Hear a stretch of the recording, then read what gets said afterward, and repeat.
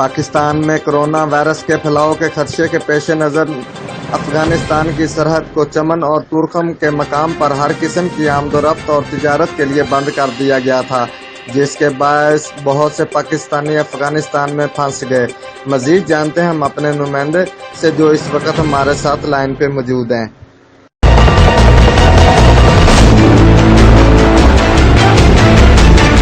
جی، اس وقت میں موجود ہوں سرحدی شہر چمن ضلع قلعہ عبداللہ پاک افغان باب دوستی پر،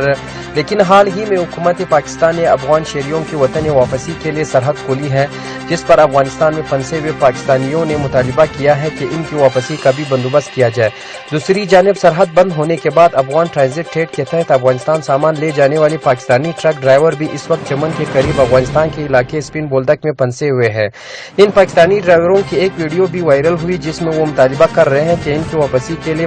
اقدامات کیے جائے۔ اس حوالے سے جب انڈیپینڈنٹ اردو نے اسٹینٹ کمشنر چمن زکاولہ سے رابطہ کیا تو ان کا کہنا تھا کہ ان افراد کو چمن میں قرنطینہ سینٹر قائم ہونے کے بعد واپس لایا جائے گا۔ زکاولہ نے بتایا کہ چونکہ افغانستان میں بھی کورونا وائرس کے کیسز سامنے آئے ہیں، اس لیے پاکستان نے حفاظتی اقدامات کے تحت سرحد کو بند کیا، جس کے باعث افغان ٹرانزٹ ٹریڈ کے تحت سامان لے جانے والے 1000 کے قریب ٹرک ڈرائیور وہاں پھنس گئے ہیں۔ جی